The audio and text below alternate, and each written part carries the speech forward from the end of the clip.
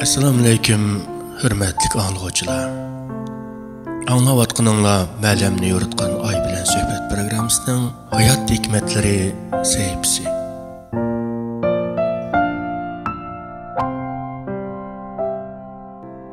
Mikrofon oldida Madina Abdusattar. Er kishi nimishqa o'zining ayolini boshqa ayollarga qaraganda ko'rimsiz ko'radi. Kişilerden biri hikmetlik ve tecrübe egisi bo'lgan bir olimning qishig'i berib, "Men ayolimni tunji ko'rgunimda, uningdek go'zal bir qiz yo'q" deb o'ylaydim. Choy ish kuzilgandan keyin uni xili ko'p qizlardan chiroyliqkan deb o'yladim. To'y qilib bo'lgandan keyin uningdan chiroyli ayollarining ko'pligini his qildim.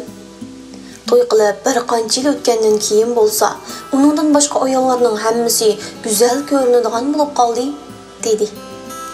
Olim o kishiga, "Sana deganingdan qo'rqinchli ishni deb beraymi?"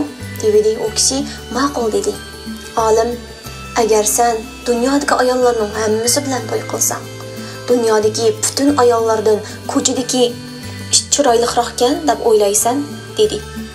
Biliq kishi, "Bu nima deganlari?" deb achchiqlanganda olim, "Bu yerdagi masala ayolingda emas, balki senda. Agar insonning qalbi tamaxur, ko'zi Allohdan g'oya qilmaydigan bo'lsa, uning ko'zini qabrining to'pisidan boshqa narsa to'shqizolmaydi. Sendagi eng chong masala ko'zingni Alloh harom qilgandan yummaslik.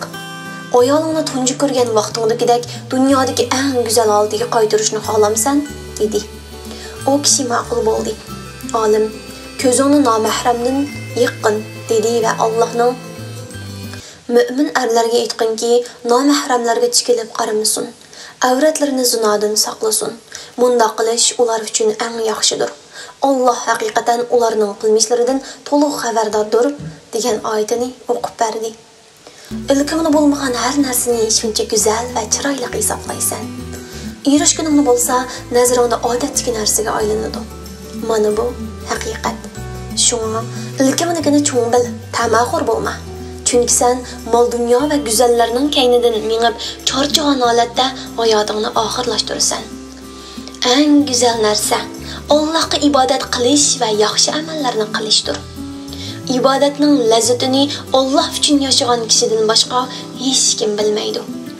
Har doim Allohdan ayolingizni sizga go'zal ko'rsatib berishini va muhabbatini qalbingizga selishini so'rang.